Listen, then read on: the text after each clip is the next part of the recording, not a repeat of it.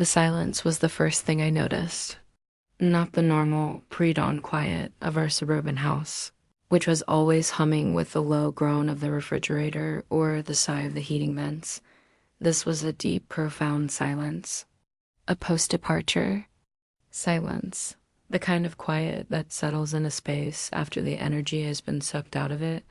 My eyes snapped open. The clock on my nightstand read 5:47 a.m. 5:47. The international flight to Bali was at 7:30 a.m. The car service to the airport was scheduled for 4:30 a.m. We were supposed to be there 2 hours early, which meant they were supposed to wake me. At 4 a.m., a cold tread, heavy and slick, slid down my throat.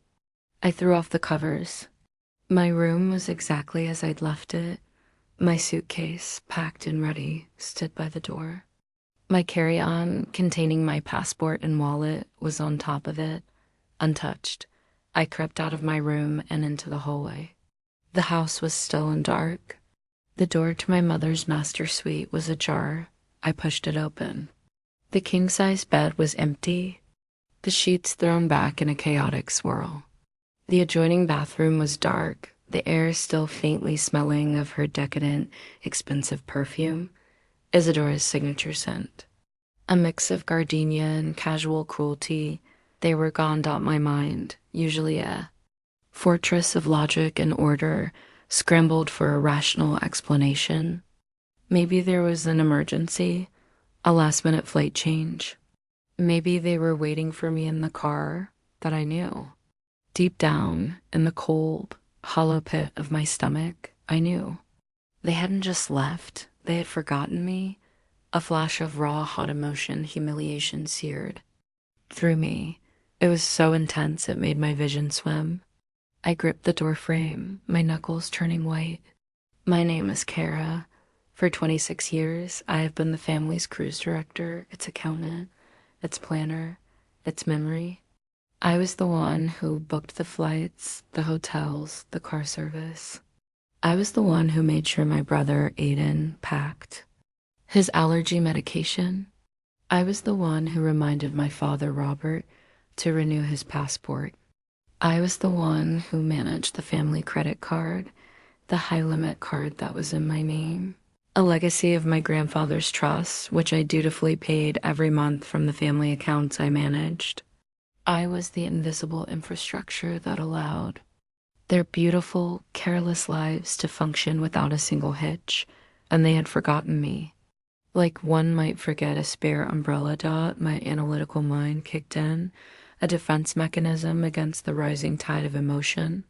I walked through the silent house, my bare feet cold on the hardwood floors. In the kitchen, a single coffee mug was in the sink.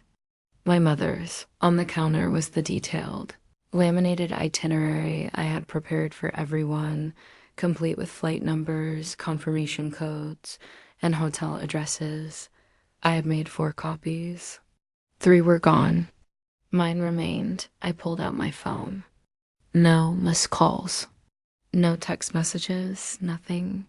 My finger hovered over my mother's contact photo, a professionally shot portrait of her looking elegant and powerful. I couldn't bring myself to press it. What would I even say? Did you forget something? It's me. The humiliation was too great. Instead, I opened Instagram. It was a long shot, but my younger brother Aiden lived his entire life through its filtered lens. His story was updated 30 minutes ago. The first image was a short video taken from the back of a large black SUV. The streetlights streaked by. My father was visible in the front seat. The caption read, "Bali bound." The second image was a selfie of Aiden and my mother in an airport lounge. They were both holding glasses of champagne, smiling their bright, photogenic smiles. My mother looked radiant, relaxed, and completely untroubled. The caption, pre-flight bubbles with, "The Queen." At Isadora Vance Official, there it was, undeniable, digital proof of my own erasure. They weren't worried. They hadn't noticed my absence. They were 2 hours into their grand vacation, sipping champagne, completely unaware, or more likely, unconcerned that a piece of their family was missing. It wasn't an accident. An accident is leaving a jacket behind. You don't accidentally leave behind a 26-year-old woman who planned the entire trip. This was a symptom of a deeper disease, a fundamental systemic failure to see me as a person. I was a function, a utility, and they had packed everything they needed. I sank down onto one of the kitchen chairs, the phone clutched in my hand.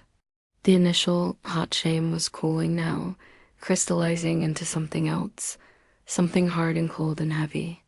It felt like a stone forming in my chest. Revenge wasn't a thought that exploded in my mind. It arrived quietly. It seeped in, a slow, cold tide, filling the hollow spaces the shock had carved out. It was my credit card paying for that champagne. It was my credit card that had paid for the business class tickets. It was my credit card on file at the five-star Balinese resort they were flying toward, the one with the private villas and the infinity pools. A 2-week stay. The estimated total for the trip, all expenses included, was just north of $50,000. All of it secured by a piece of plastic in my wallet. A piece of plastic they took for granted, just like they took me for granted. My breath hitched. The analytical part of my brain took over completely.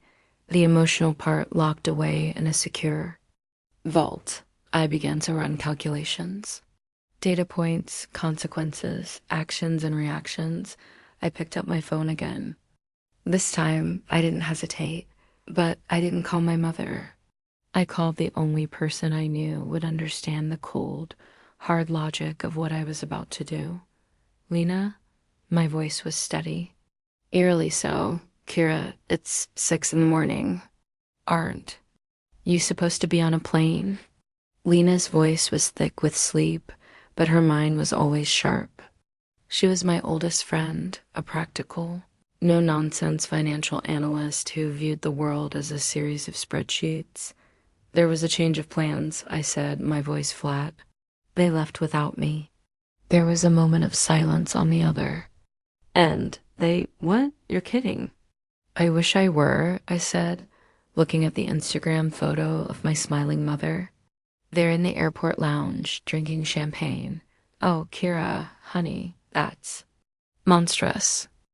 It's clarifying, I corrected her. It's provided me with a wealth of new data about my position within the family unit. Lena was quiet for another moment. She knew my clinical tone. It was my armor. Okay, she said slowly, her analyst brain waking up. What data are you analyzing specifically? The family's primary travel and leisure expenditures, I said, standing up and beginning to pace the kitchen. The account used for these transactions is the Platinum Reserve card, which, as you know, is under my name and my sole authority. I could almost hear the gears turning in Lena's head. And the estimated budget for the Bali vacation is what, $50K? 52, including incidentals, I replied. The hotel charges are postpaid upon checkout. The return flights are booked, but the tickets are technically revocable until check-in. Another pause, longer this time. When Lena finally spoke, her voice was low, conspiratorial, and tinged with a delicious hint of awe. Oh my God, you're going to do it, aren't you? My fiduciary duty is to the primary account holder, I said, the words tasting like freedom. Myself, the current spending pattern seems reckless, unauthorized, even. I feel compelled to take preventative measures. A slow, delighted laugh trickled through the phone. Kira, you are my absolute hero. Do you need a place to stay? A bunker to hide out in while the nuclear fallout settles? Unnecessary, I said. I have the house to myself. I'm thinking of it as my own private resort. A bitter smile touched my lips. Thank you, Lena. I just needed to run. The number's by someone sane. Anytime, she said. Go burn it all down, honey. I hung up the phone. The house was still silent. The sun was just beginning to cast a weak gray light through the kitchen window. It was time. I walked into my home office. This was my sanctuary, the one room in the house that was exclusively mine. It was organized, efficient, and calm. I sat down in my leather chair, opened my laptop, and pulled up the credit card account. I saw the recent charges, the airline tickets, the airport lounge, a $500 charge from a duty-free shop just an hour ago. My mother, no doubt, buying another bottle of expensive perfume. Then I picked up the phone and dialed the number on the back of the card. My heart was beating a slow, heavy, deliberate rhythm, like a drumbeat before a battle. The automated system was chirpy and annoying. I navigated the menus with practiced ease. Press 3 for suspected fraud or to report a lost or stolen card. I pressed 3. A human operator came on the line, her voice professionally pleasant. Platinum Reserve Services, this is Angela. How can I help you? Hello, Angela, I said, my voice a perfect mask of calm concern. I need to report a card is stolen. I'm very sorry to hear that, ma'am. Can I have your name? Please, Kira Vance. Thank you, Ms. Vance. I'm showing your account is in good standing. Can you confirm the last 4 digits of the card for me? I read them off the physical card in my hand. Excellent. And the last authorized transaction you remember making? A charge for groceries 2 days ago, I said truthfully. Everything after that is fraudulent. I heard the soft clicking of her keyboard. I see, Ms. Vance, I'm seeing several recent charges. Over $12,000 to an airline and additional charges from what appears to be an international airport. That's correct, I said. Those are the fraudulent charges. My card has been stolen, and the thieves are apparently on their way to Bali. The lie was so clean, so simple. It was, in its own way, the absolute truth. My identity, my financial power had been stolen. I was just taking it back. I understand completely, Miss Vance, Angela said, her voice now full of sympathy. We'll take care of this immediately. I am canceling the card right now. Any fraudulent charges will be removed from your account pending an investigation. A new card with a new number will be overnighted to your home address. Thank you, Angela. You've been very helpful. Of course, Miss Vance. Is there anything else I can do for you today? A single, beautiful, terrible thought blossomed in my mind. The final, perfect chess move. Actually, yes, I said, my voice smooth as glass. I have a platinum travel benefit. Concierge service, could you connect me? I'd like to book a trip.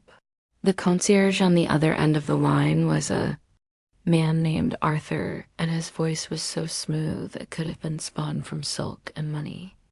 Of course, Miss Vance, we'd be delighted to assist you. Where are you picturing yourself?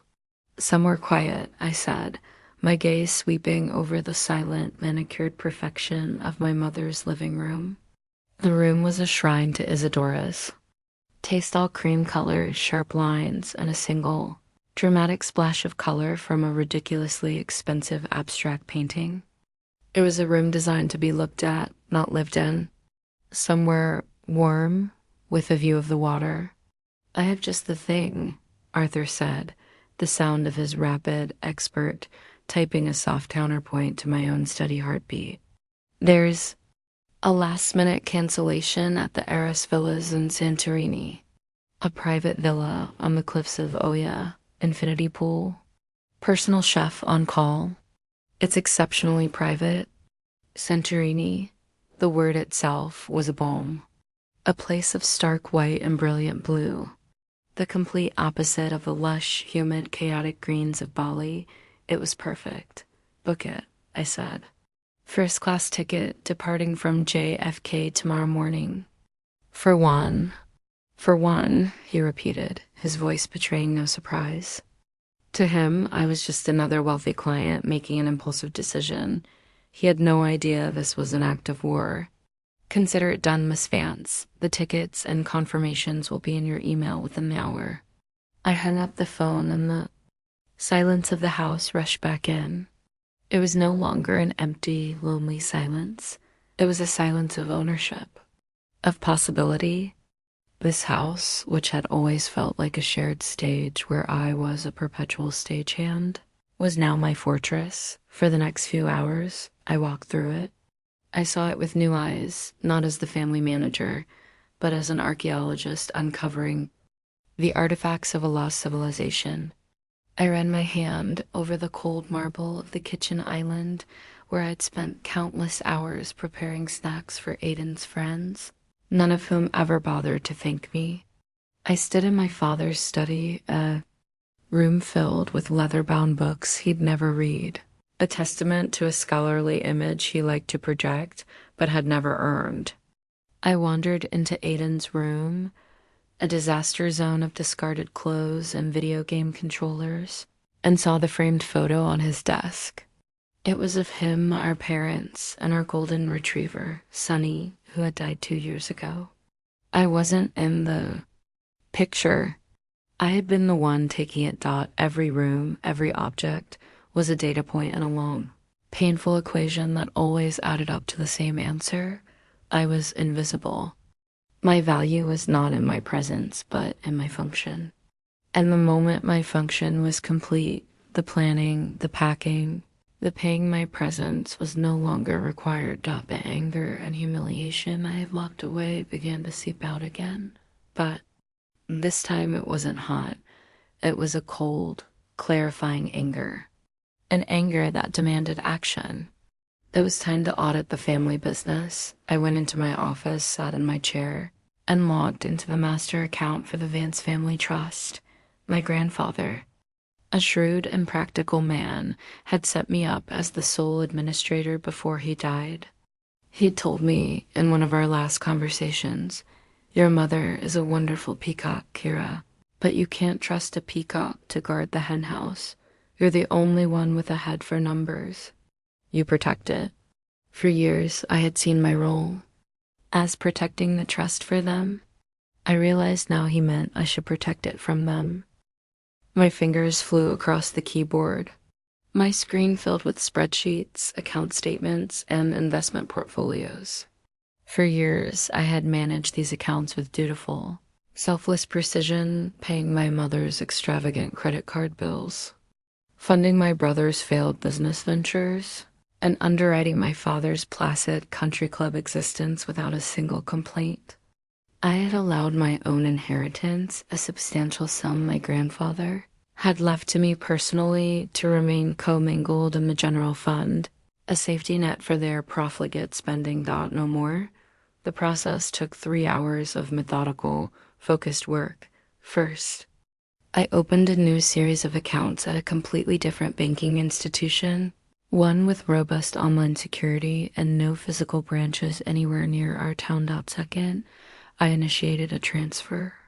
I didn't take their money. I wasn't a thief. I simply, carefully, and precisely extracted every single dollar that was legally and ethically mine. My original inheritance, plus a painstakingly calculated 4.2% annual rate of return, compounded quarterly for the 6 years it had been propping up the family accounts. It was an 8-figure sum. It was my grandfather's gift, and I was finally claiming it. Third, I changed every single password, login, and security question for the main Vance Family Trust. The new passwords were 24-character strings of random letters, numbers, and symbols, uncrackable, unknowable. Finally, I set up a series of alerts. Any attempted login, any password reset request, any inquiry from any IP address other than my own would trigger an immediate notification to my phone and email. The fortress was now secure. The drawbridge was up. The henhouse was guarded. As I clicked the final confirmation, a profound sense of calm washed over me. This was not just about revenge. It was a declaration of independence.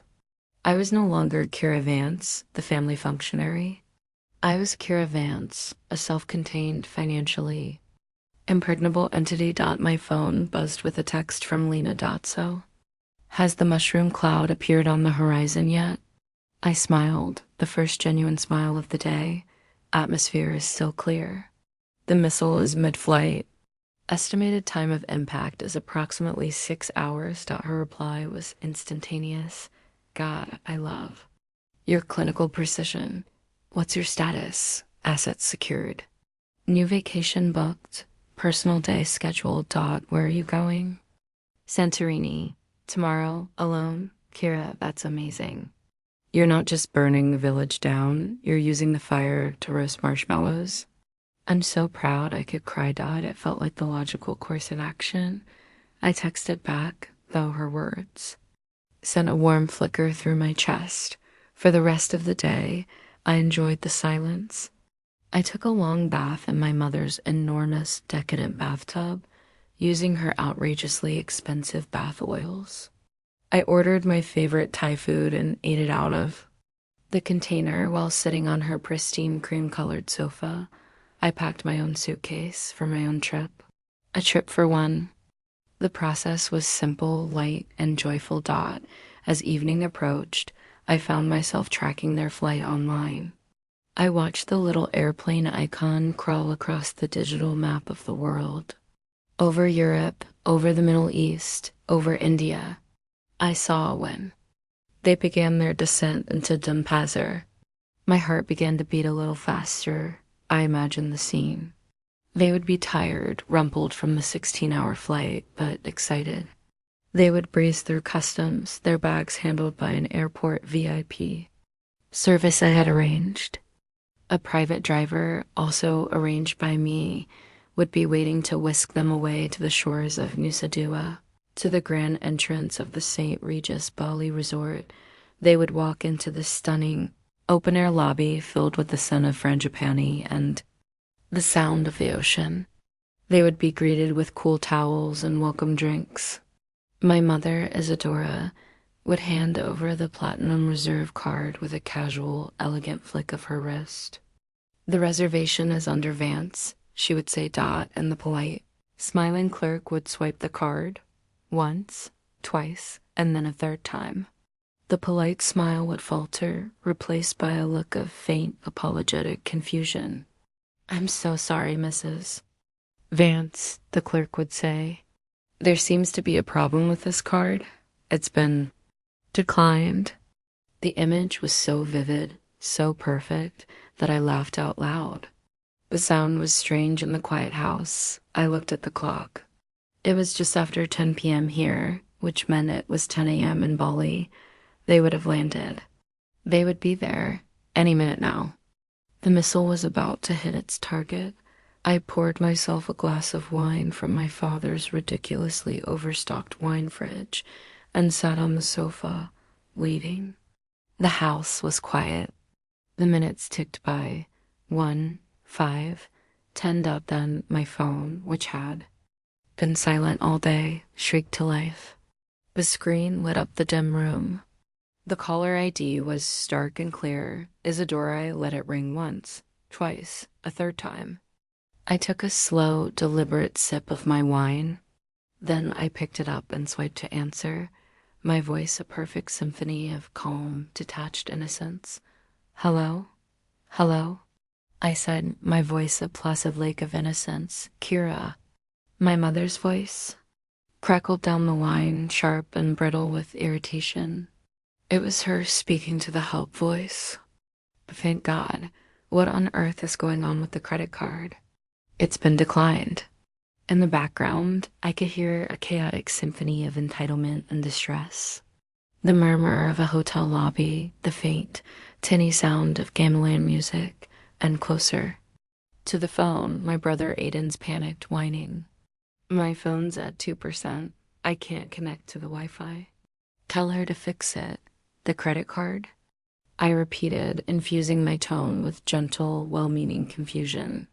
I took a slow sip of my wine, savoring the crisp notes of citrus and my own burgeoning power. What do you mean? Is there a problem? Is there a problem? Isadora's voice rose an octave. We are standing in the lobby of the St. Regis, Kira. The St. Regis. And they are telling me our reservation isn't guaranteed because the card on file has been canceled. It's mortifying. The manager is staring at us. You need to call the bank and fix this right now. Canceled? I said, allowing a note of alarm to enter my voice. This was a performance, and I was giving it my all, but that's impossible. The card was fine yesterday. I paused as if a sudden, terrible thought had just occurred to me. Oh my God, you don't think it was stolen, do you? There was a moment of stunned silence on her end, broken only by my father's useless murmuring. Now, darling, I'm sure it's just a misunderstanding. Stolen? Isadora repeated, the word sounding foreign in her mouth. The concept of something being taken from her without her permission was an alien one. Don't be ridiculous, I have it right here in my hand. But are you sure it hasn't been compromised? I pressed, weaving the web. Someone could have skimmed the number. Where was the last place you used it? I didn't wait for an answer. The last I saw it was this morning when you were all leaving for the airport.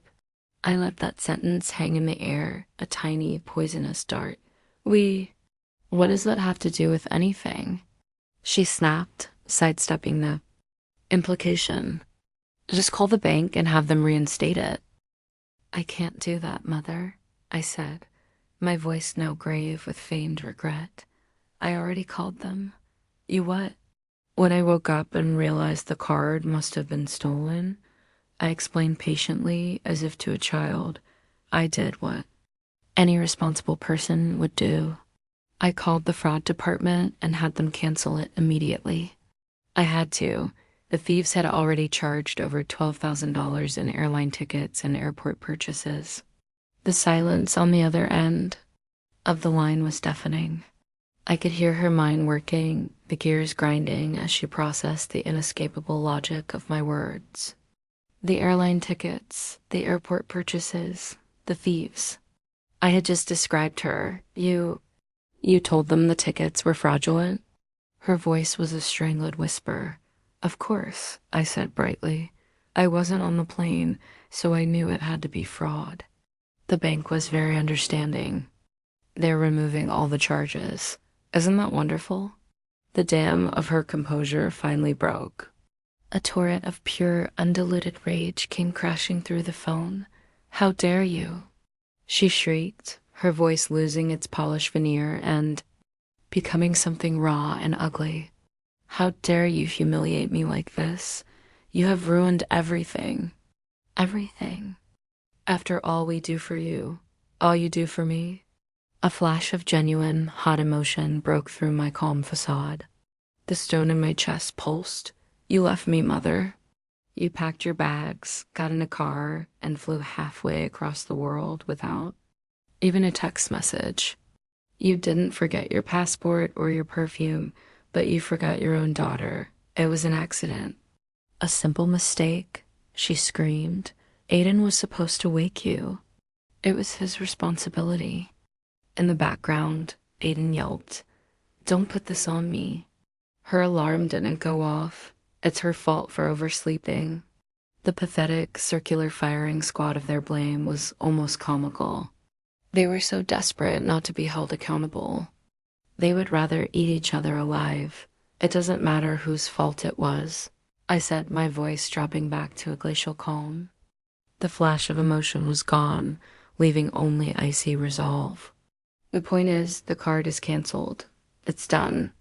Then you will wire us money from the trust, she commanded, her tone shifting back to one of imperious authority. She was playing her trump card, the family money. You will wire $50,000 to the hotel immediately. I will not be stranded here like some common tourist. Do you understand me, Kira? The final move of the game. My move. I'm afraid that's not possible, I said. What do you mean, not possible? She spat. It's your job to manage the accounts. Now, do your job. As I said, I explained, savoring every single word. My credit card was stolen. This indicates a serious security breach of my personal information. On the advice of the bank's fraud specialist, I have taken immediate and comprehensive steps to protect the family's assets. I paused for effect. All passwords on all accounts have been changed. All funds are currently in lockdown. Pending a full security review, I'm sure you understand. It's simply a matter of fiduciary responsibility. I heard a sharp intake of breath. She understood. Oh, she understood perfectly. It wasn't just the credit card. I had taken the entire kingdom. I had locked the gates. And I was the only one with the key. You little bitch, she hissed, her voice trembling with a fury so profound it sounded like she was choking. You will regret this. When we get home, you're finished. You are out of this family. You already made that clear when you left me behind, I said softly. You just forgot to tell me. Thank you for finally clarifying my position. I didn't wait for her reply. I didn't need to hear the threats, the sputtering, the impotent. Rage. I pressed the red icon on my screen and disconnected the call. Silence. I stood there in the quiet hall, my phone in my hand. The adrenaline from the confrontation began to fade, and in its place, a vast hollow emptiness opened up inside me. The triumph, which had been so sweet and sharp, was now tinged with a deep, aching grief. My mother's final words echoed in the silence. You are out of this family. I had won. I was free, but I was utterly, completely alone. A single tear, hot and unexpected, escaped my eye and rolled down my cheek. A flash of raw emotion in the cold, analytical fortress. I wiped it away, angry at my own weakness. This was not a time for sentiment. This was a time for action. I walked back to my office and sat down at my laptop. On the screen was the confirmation for my trip, a first-class seat to a new life, a private villa with a view of an endless blue sea, a table for one. My phone buzzed. It was a text from Isadora. A single, desperate, pathetic sentence. Kira, please. The hotel is going to kick us out. What are we supposed to do? I stared at the message for a long time. Then I typed my reply. It was the last thing I would say to them for a very long time. Believe there is a youth hostel near the airport. I've heard it's quite affordable. I blocked her number. Then I blocked my father's, then Aiden's. I powered down my phone, closed my laptop, and went upstairs to finish packing for Santorini. The storm had passed. My new life was waiting. The next morning, I closed the front door of my family home. Behind me, the click of the deadbolt sounding unnervingly final. The house stood silent and imposing at my back. It was no longer my responsibility. The gardens would become overgrown, the mail would pile up, the dust would settle. The thought didn't bring me sadness. It brought me a quiet, clean-knit sense of relief. The journey to the airport was a study in contrast. Instead of the chaotic scramble of my family, of Aiden complaining about the Wi-Fi in the car, my father worrying about traffic, and my mother issuing a relentless stream of last-minute instructions, there was only peace. I sat in the back of a pristine town car, the leather cool against my skin, and watched the familiar suburbs of my life slide past the window. I felt like a ghost, haunting the edges of a life I had already left. In the first-class lounge, I ordered a single glass of champagne. It was the same brand my mother had been drinking in her Instagram post, a silent, solitary toast to my own liberation. Unlike her performative photo, mine went unphotographed. This moment was for me alone. The luxury wasn't a prop. It was the result of a calculated, strategic campaign. I had earned it. The flight was long, a 16-hour cocoon of quiet service. And recycled air. It was time suspended, a perfect environment for reflection. My analytical mind replayed the events of the last 36 hours, searching for flaws in my logic, for miscalculations. I found none. Every action had been a direct and proportional reaction to a clear stimulus. They had provided the data years of casual neglect, culminating in an act of profound disrespect, and I had simply run the program. And yet, underneath the cold logic, the raw emotion I had locked away stirred. It wasn't guilt. I felt no guilt. It was grief. A deep, hollow grief for the family I had always wanted but never had. A family that saw you, that valued you, that wouldn't leave you behind in the dark while they jetted off to paradise. I grieved for the girl who had spent 26 years trying to earn her place in that family through sheer, relentless competence, never realizing the position was never open to her in the first place. I allowed myself the grief for the duration of one movie I didn't watch, then I compartmentalized it once more. Sentiment was a liability. The future required focus. The plane began its descent, and my first glimpse of Santorini stole my breath. It was exactly as I had imagined, but more so. A volcanic island rising from an impossibly blue sea, a dusting of brilliant white villages clinging to its caldera. Cliffs like snow. It was a place of stark, elemental beauty. The world here was reduced to three colors: the deep blue of the Aegean, the stark white of the architecture, and the fiery black of the volcanic rock. It was clean. It was simple.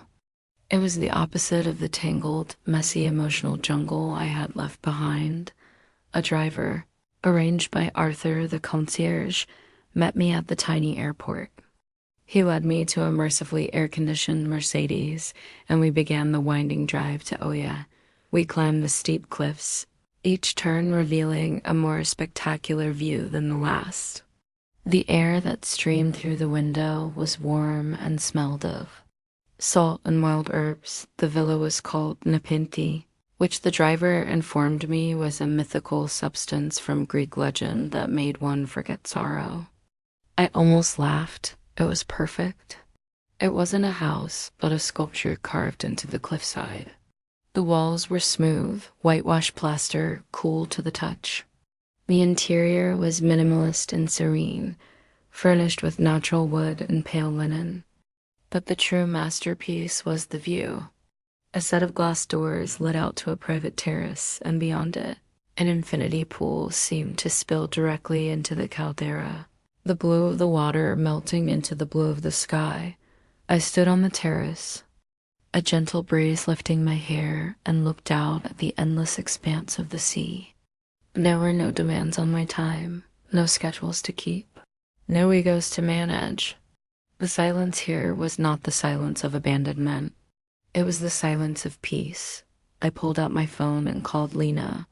"Report from the front," I said, my voice lighter than I'd heard it in years. "Don't tell me," she said, her voice crackling with excitement. "You're in a white robe, sipping something cold, looking at a spectacular view."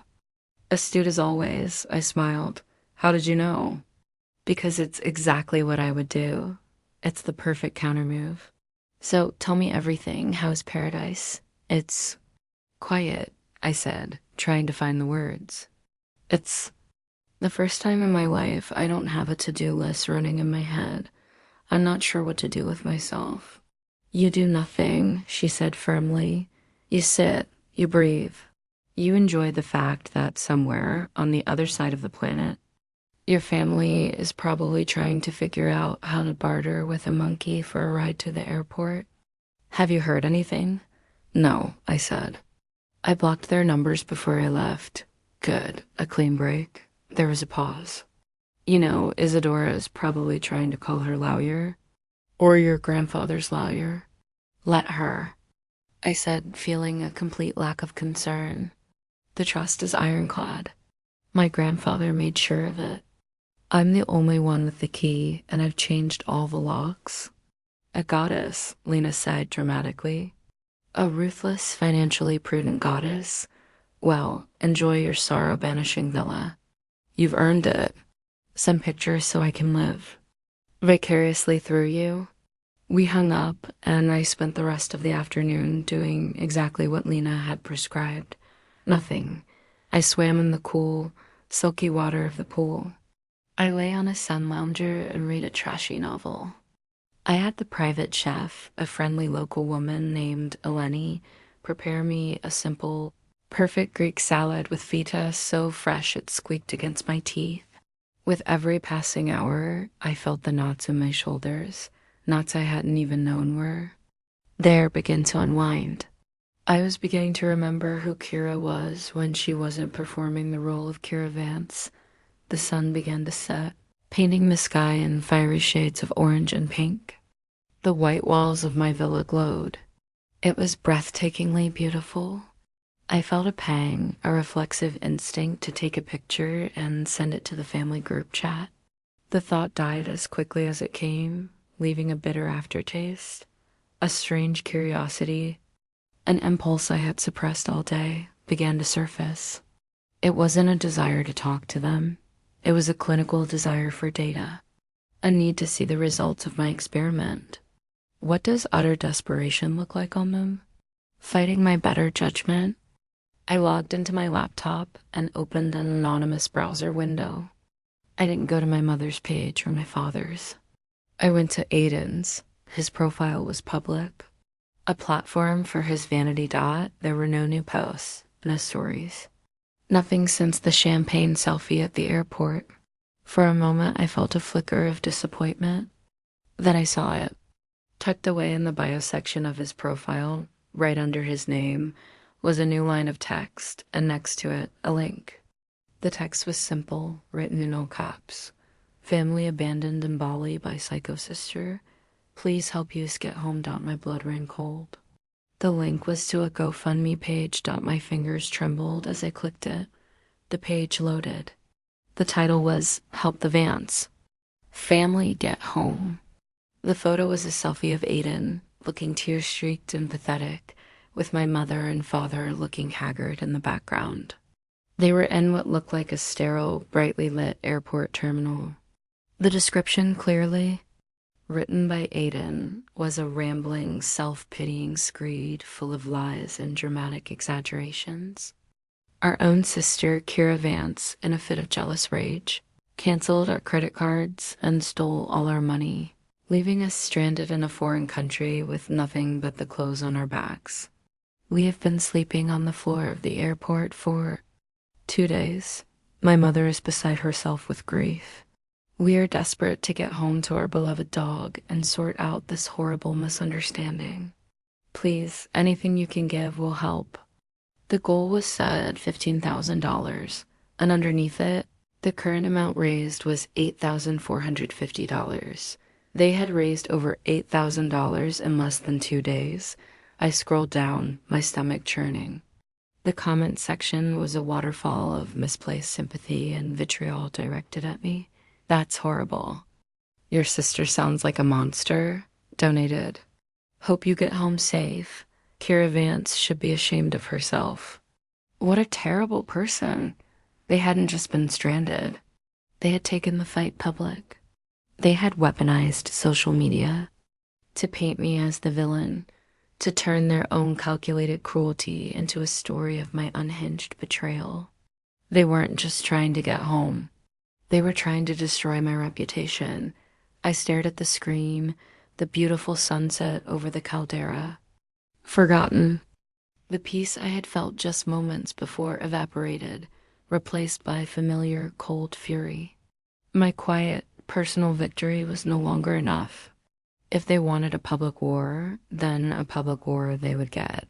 The beautiful century sunset might as well have been a flickering, garish billboard. Its colors seemed vulgar and mocking in the face of the ugly scrolling text on my laptop. Family abandoned in Bali by psycho sister. The words were a brand, searing into my mind. They had taken my private, justified action and twisted it into a public spectacle of their victimhood. My quiet act of self-preservation had been recast as a mad woman's rampage. The peace I had felt, so new and fragile, shattered into a million pieces. In its place rose a fury so cold and so absolute it felt like a physical force, a pillar of ice solidifying in my core. They wanted a public war. Fine, I was done playing defense. I picked up the phone and dialed Lena. She answered on the first ring. "Don't say anything," I said, my voice tight and low. "Just open a browser and go to GoFundMe. Search for Vance family." I heard the clatter of her keyboard. A long silence stretched. Then a low whistle. "Oh, you have got to be kidding me. Beloved dog?" "They haven't had a dog in 2 years." "That's the part you're focused on?" Sorry. It's the sheer audacity. It's breathtaking." She paused. $8,000. People are idiots." "They're not idiots," I countered, my mind already shifting into strategic mode. "They're responding to a compelling, albeit fictional narrative. Our job is to provide a more compelling, factual one." "A counter-narrative," Lena said, her voice taking on the excited hum it got when she was working on a hostile takeover analysis. "Okay, so what's the plan? A sad face Instagram post of your own?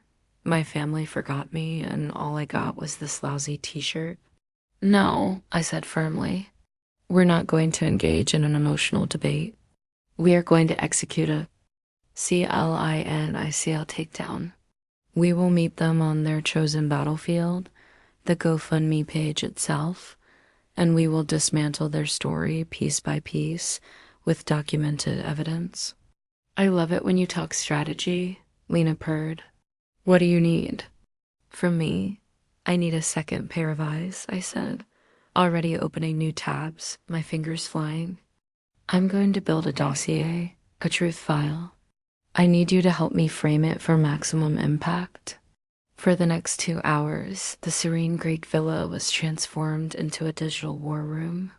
The only sounds were the clicking of my keyboard and the gentle lapping of the infinity pool, a surreal soundtrack to my cold-blooded task. I worked with the detached efficiency of a forensic accountant.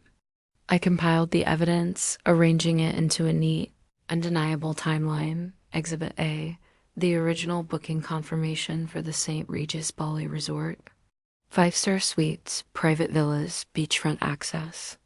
Total prepaid deposit, $15,000. I highlighted the name on the reservation. Kira Vance.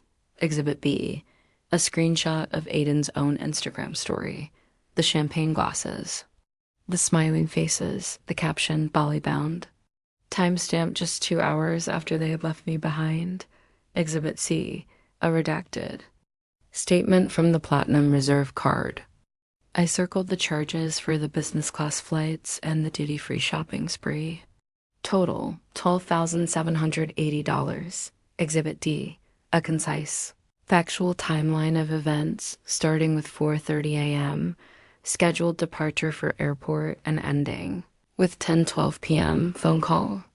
Received from my mother in Ballydodd with the evidence gathered, Lena and I began to draft the response. We wrote and rewrote it for a full hour, honing each sentence until it was a perfectly sharpened weapon. It was devoid of emotion, devoid of personal attacks. It was built on a foundation of unassailable fact and couched in a language of concern and regret. Finally, it was ready. I took a deep breath, copied the text, and navigated back to the GoFundMe page. To the comment section, filled with bile.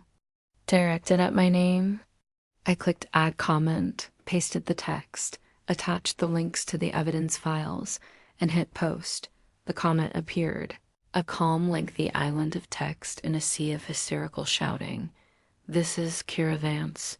It has come to my attention that a fundraising page has been created using a highly misleading and personally damaging narrative.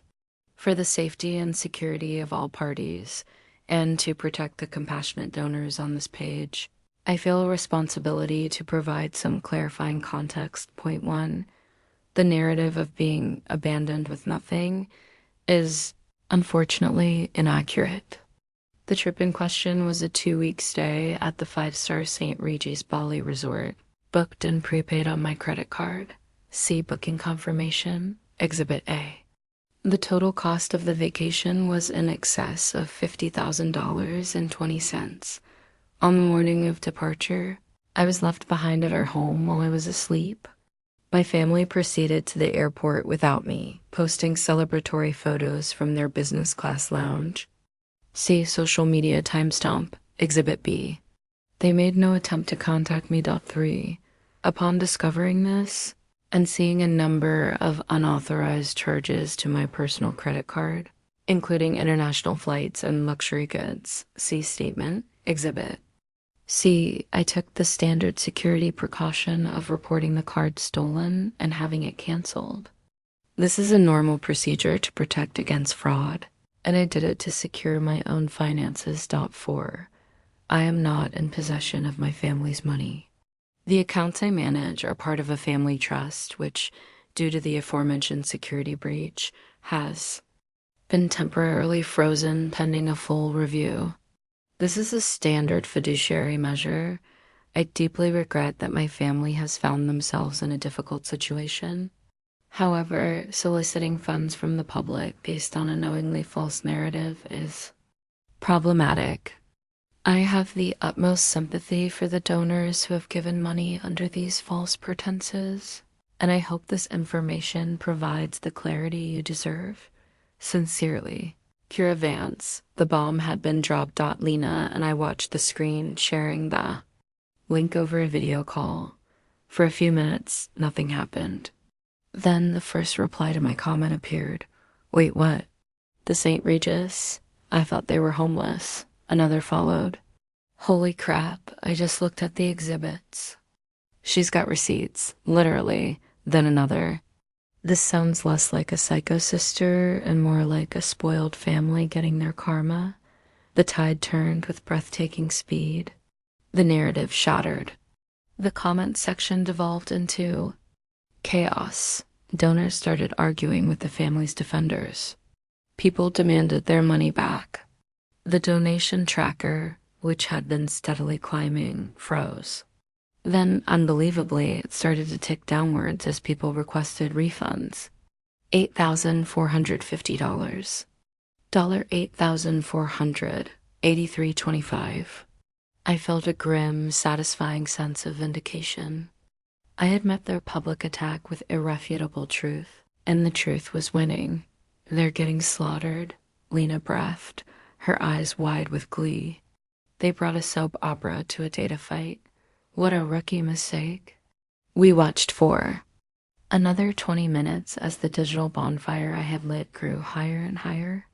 The comments became a firestorm of accusations and demands for refunds. The Vance family name was being dragged through the digital mud. Then, abruptly, the page vanished. A new message appeared in its place. This campaign is no longer active. The organizer has disabled fundraising and is issuing refunds to all donors. He had taken it down. Aiden had panicked and pulled the plug. It was over. A wave of exhaustion washed over me. I leaned back in my chair, the tension draining from my body. I had won. I had defended my name and exposed their lies. I had protected my quiet victory. I said goodnight to Lena and unclosed my laptop, the serene Santorini night once again wrapping around me. I walked out to the terrace, breathing in the cool, salty air. I had faced their storm and I was still standing. My phone lying on the patio. Table lit up with a notification. I glanced at it, expecting another news alert. It was an Instagram notification. Gossip Girl _Times has requested to follow you. I frowned. I didn't recognize the name. My account was private, locked down. I rarely used it. I tapped on the profile. The bio was simple. Senior gossip and society columnist for the Times. Got a tip? DM me. The profile had 200,000 followers. My blood ran cold for the second time that night. Someone, one of the hundreds of people who had seen the GoFundMe drama, had sent it to the press. This wasn't over. It had just begun. The story was no longer mine to control. It had escaped into the wild, and the real wolves were starting to circle. The notification on my phone screen seemed to pulse with a malevolent energy. Gossip Girl _Times has requested to follow you. It was a name synonymous with scandals, with the public dismantling of private lives. They didn't report news. They curated drama for mass consumption. And now my life, my quiet, contained, calculated act of rebellion was their next potential product. I stared at the request, my thumb hovering over the decline button. My instinct, the instinct of a private person who used logic as a shield, was to shut it out, to deny access, to retreat deeper into the fortress I had built. But before I could act, my phone rang. It was Lena. "Don't you dare touch a thing," she said, her voice sharp and urgent. She must have seen the columnists follow as well, or at least anticipated it. "Don't accept, don't decline. Don't do anything. We're in a new phase of the game now. We're in observation mode." "They're a gossip columnist, Lena," I said, my voice tight. "They're not going to wait. They'll just publish whatever they can piece together from the GoFundMe wreckage." "Exactly," she replied. "And we need to see what their angle is before we give them anything new. Right now, you are a mystery, a private account, the psycho sister. Let them speculate. The moment you engage, you become a source. You become part of their story. Right now, you are the story. There's a difference. Hold the line, Kira. Enjoy your pool. I'll keep watch." She was right, of course. Her strategic detachment was a calming influence. I took a deep breath, the scent of night-blooming jasmine from the villa's garden filling my lungs. I put the phone down, face down, on the patio table. I would not let them invade my sanctuary. I would not let them poison my peace. For 2 days, I succeeded. I forced myself to disconnect. I left my phone in the villa and explored the winding, whitewashed streets of Oya. I bought a hand-painted ceramic bowl from a local artist.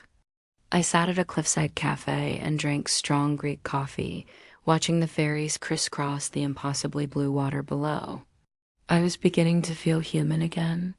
The cold, hard shell of the strategist was softening, and I was just Kira, a woman, on vacation, alone but not lonely. The feeling was intoxicating, but the real world, I was learning, has a long reach. On the third morning, I woke to a barrage of texts from Lena. They were all the same.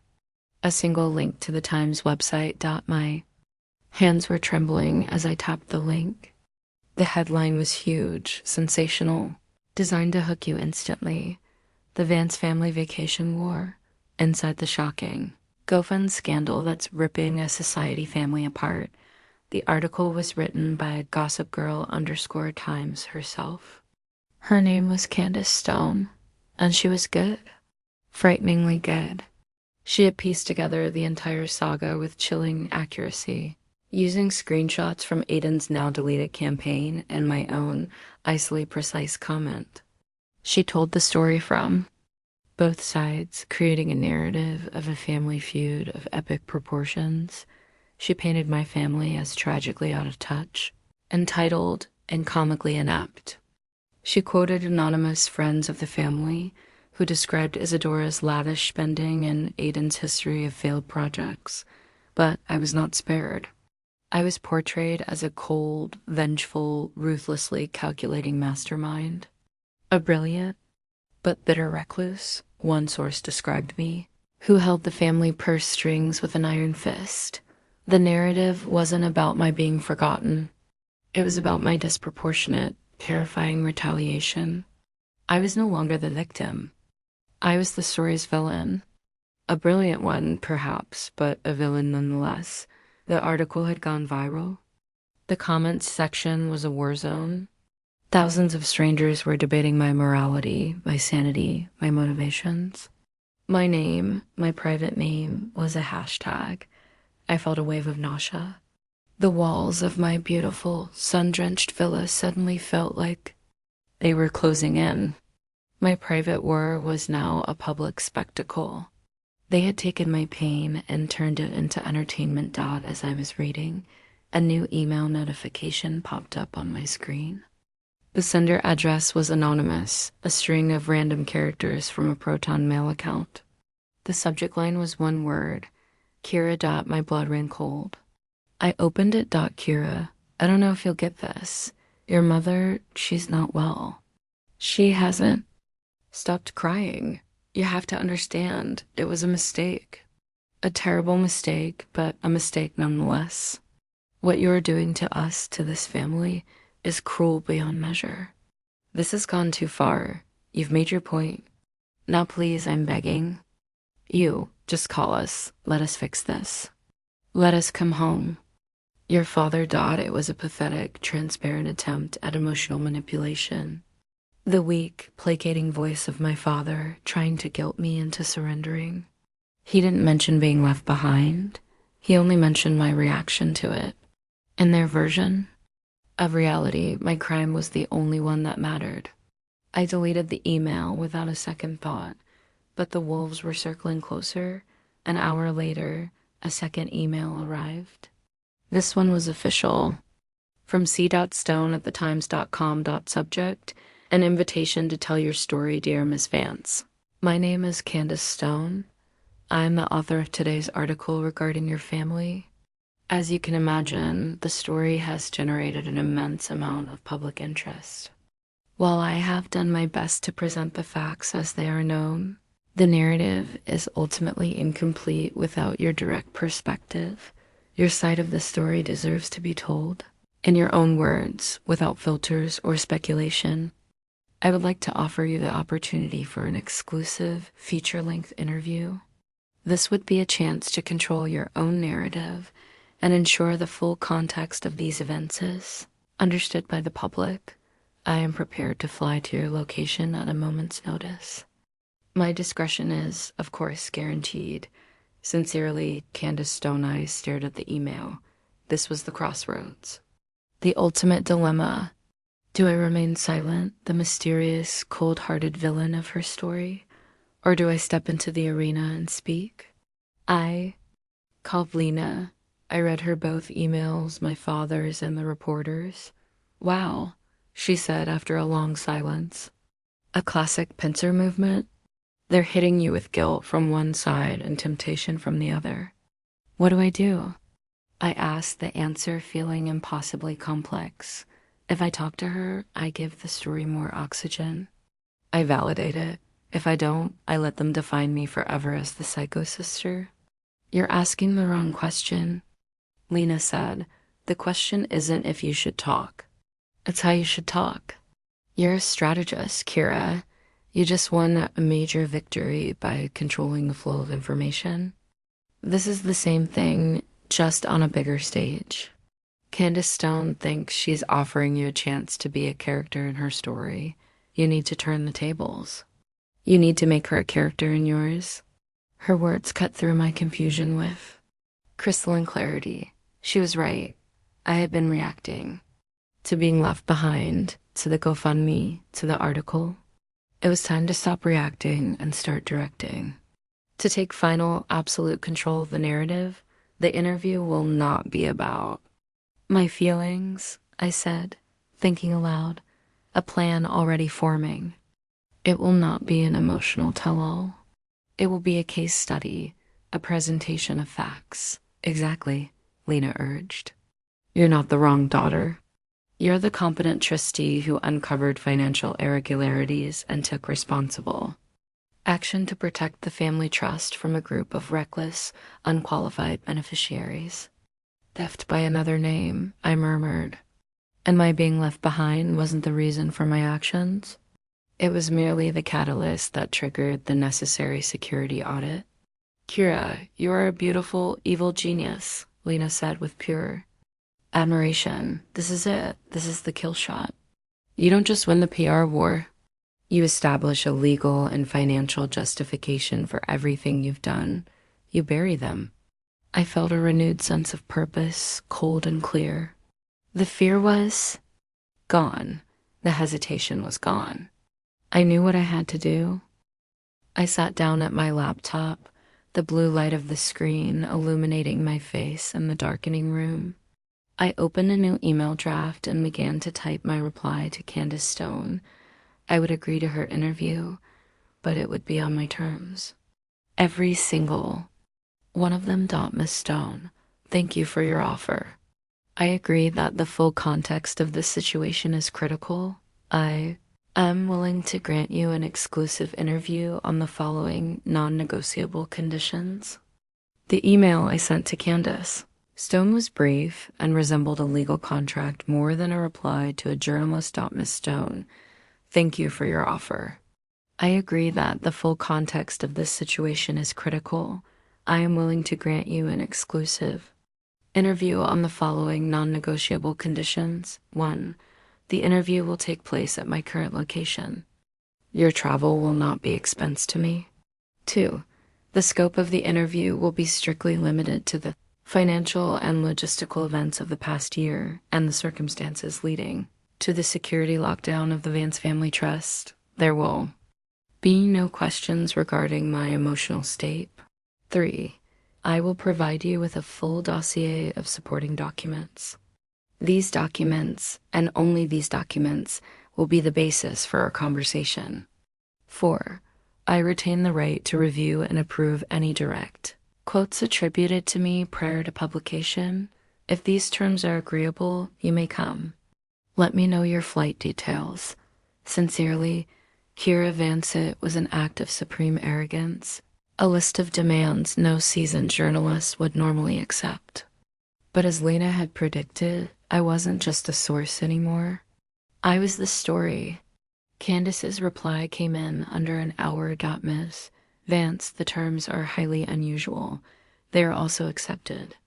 I am on the next flight to Athens. 2 days later. Candace Stone stood on the terrace of my villa. She was chic and sharp in tailored linen trousers, her eyes shrewd and intelligent, taking in everything: the infinity pool, the caldera view, my calm demeanor. She was trying to reconcile the image of the serene, powerful woman before her with the psycho sister from the initial narrative. I could see the gears turning in her head. She was recalibrating. Thank you for seeing me, Ms. Vance. She began, setting up a small digital recorder on the patio table between us. Kira, I corrected her gently. Ms. Vance is my mother. And as you'll see from the documents, that name carries with it a certain financial liability. I pushed a slim, leather-bound portfolio across the table. It was my dossier, my truth file. Everything you need to know is in there. Shall we begin? The interview was a masterclass in deflection. Candace, true to her nature, tried to find the emotional cracks. When you woke up that morning, she'd ask, leaning forward, her voice soft with manufactured empathy, what was the first thing you felt? I confirmed my hypothesis. I replied, my voice even. The data point I had long suspected, that my presence in the family unit was functional rather than relational, was proven to be correct. Please turn to Exhibit F, the household management schedule. She tried a different angle. Your brother's GoFundMe calling you a psycho? That must have been incredibly hurtful. It was factually inaccurate, I said, taking a sip of water. And therefore, it represented a significant reputational risk to the Vance Family Trust, which I am legally bound to protect. The most effective course of action was a direct public rebuttal with supporting evidence. You'll find a full analysis of the social media engagement metrics in Section 9. For an hour, I answered every one of her probing questions with a calm, factual response, steering her back to the evidence in the portfolio. I laid out the long history of my family's financial recklessness, all paid for by a trust I alone was responsible for. I presented my actions not as revenge, but as a series of logical, necessary steps taken by a trustee to prevent further mismanagement. I was not the bitter, emotional daughter. I was the responsible, clinical administrator. I was turning my family's greatest accusation, my coldness, my detachment, into my greatest defense. Candace was sharp, and I could see her piecing it together, her expression shifting from skepticism to a dawning, voracious understanding. This was a much better story than a simple family feud. This was a story of a silent coup, of a multi-million-dollar empire brought to heel by the one person they never saw coming. As the interview wound down, I prepared to deliver the final killing blow. This entire episode, I said, my voice, taking on a tone of thoughtful gravity, has made one thing abundantly clear. The current structure of the Vance Family Trust is untenable. The beneficiaries have demonstrated a pattern of fiscal irresponsibility that puts my grandfather's entire legacy at risk. Candace's eyes lit up. This was new. This was the headline. What are you going to do? As the sole administrator, I announced, I have a fiduciary duty to protect the trust's principal. Therefore, I have begun the legal process of dissolving the Vance Family Trust as it currently exists. Candace's jaw literally dropped. You're cutting them off? Not at all, I said smoothly. I am restructuring. The assets will be rolled into a new entity, the Alistair Vance Foundation for Arts and Education. I named it after my grandfather. It will be a fully accredited charitable organization managed by an independent professional board dedicated to funding programs my grandfather cared about. And your family? She breathed, leaning so far forward she nearly knocked over the recorder. The foundation's bylaws will provide for them, I said.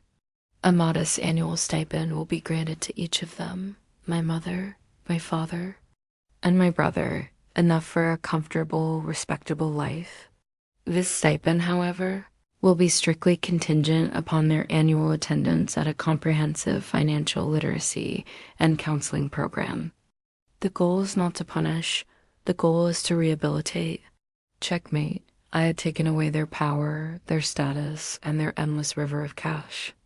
But I had done it under the unassailable guise of responsible philanthropy and tough love. I was no longer the villain. I was the savior of my grandfather's legacy, the responsible adult in a family of spoiled children. Candace Stone's subsequent article was a nuclear bomb. The headline read, Vance Heiress dissolves family trust, cites fiscal irresponsibility and shocking interview. The story was a sensation. It completely rewrote the narrative. I was no longer the crazy sister.